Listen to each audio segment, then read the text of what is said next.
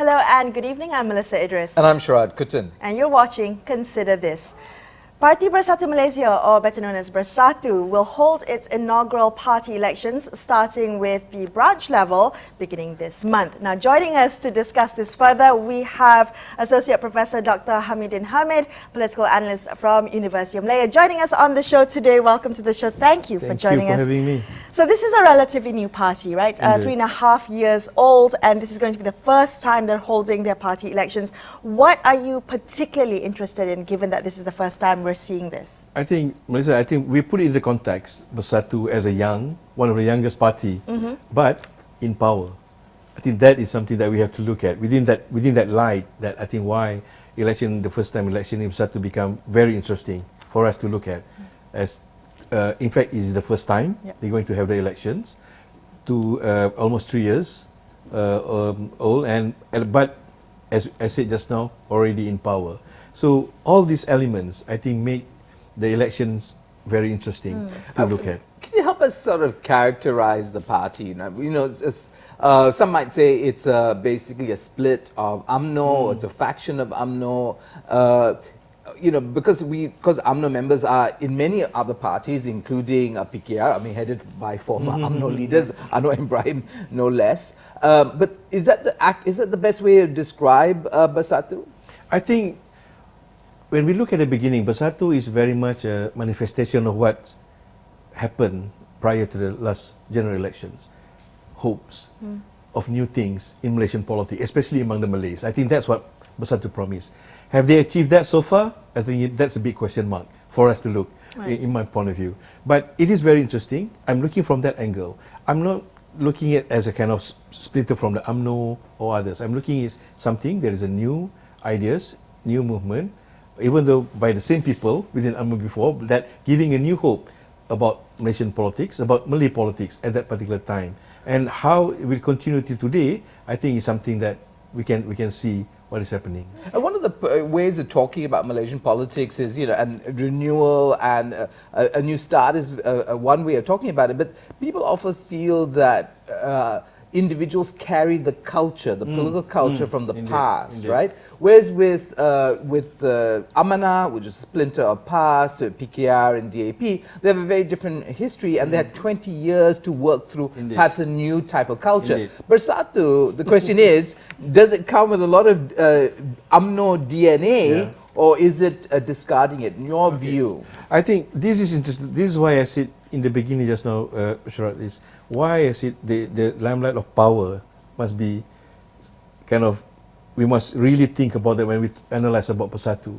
As you said, Amanah, PKR, and others have that kind of history, molding the values, molding the structures of the party before where they are now. And Bersatu, within that short of time, suddenly the kind of the smell of power, is there. That's definitely changed the nature of the Bersatu. And this is where, for example, for some people who see it's just changing of shirt, for some of the individual, the action is still the same. This is, in my point of view, the first elections of Bersatu should create a good opportunity for them to lay out the foundations of the new values, of the new culture, of the new structure of Malay politics, of Malaysian politics that they want to instill for the future. I think that's the good time for And them. as a keen observer of Bersatu, what do you think are the values of this party? You talked about, the hope for Bersatu was to have new ideas in Malaysia Baru, right? And in the past 3.5 years that you've been watching Bersatu, what have you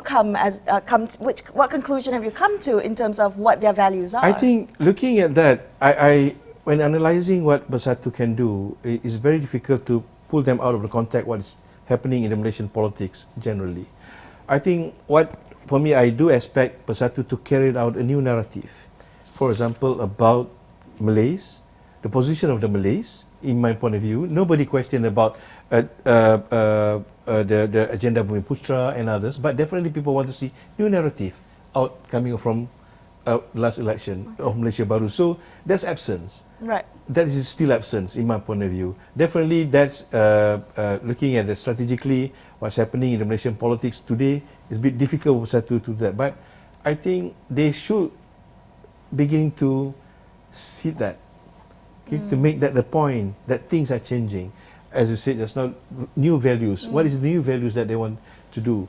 With this, for example, 18 years old can vote. How are you going to attract the young one? What is the new structure that can appeal to these people? What is the new values that you want to insist? What type of leadership that you want to have? I think this is a new thing that Bersatu have to think differently. And it's missing, right? It's missing. Okay, so you're expecting a discussion about that. Well, what about leadership? And, you know, when we think of the kind of figures within Bersatu, because Mahathir and Muhyiddin kind of dominate as the kind of the old guard, right?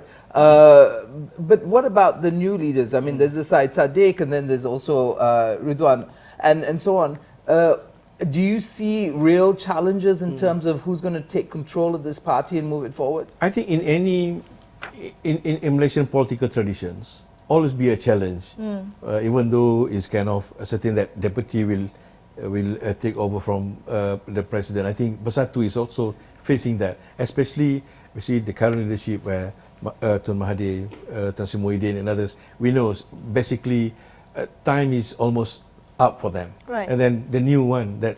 But as you said just now, we don't see the new and upcomings is there to take over. Yes, Syed Saddiq, but does he's alone in terms of that? I think on that basic, in my point of view, is not that problem is not only faced by Bersatu. I think that's a very kind of general problem of Malaysian politics. Yeah, generally, it's all the same faces and not enough young blood. You know, and on that note, talking about Dr. Mahathir's leadership, Bersatu has decided that all its top posts, including that of the president, will be contested in these elections. So, you know, the presidency is up for grabs, so to speak. And in your mind, who is next in succession? I think looking at it, I think, like it or not, in Malaysian politics, the way I see it, we are very much governed by traditions rather than rule of law and what's. I think that, in my point of view, looking at that now is obviously the most suitable candidate is Tan Sri Muhyiddin in term looking into. But for how long? He's almost early 70s now. In my point of view, which this is where he's young in comparison. To definitely. But too old compared to the 18s. I think I'm looking from that. The way I see it is, we have to look from 5 years onward, and party politics have to look in terms of that. Imagine with the 18 years old votings, we had around 5 million new voters. Right. And this is huge chunk, and we know that no political party can survive based on their members alone. Yeah. You have to appeal to the wider contact. Definitely. So this is where, as I said just now, where Bersatu can appeal to. Yes, you can have Syed Saddiq, but that's what used to be in Umno, have Khairi. But after that, even the crowd say that Amri is too old for us. KJ is too old for us. I think this is the problem.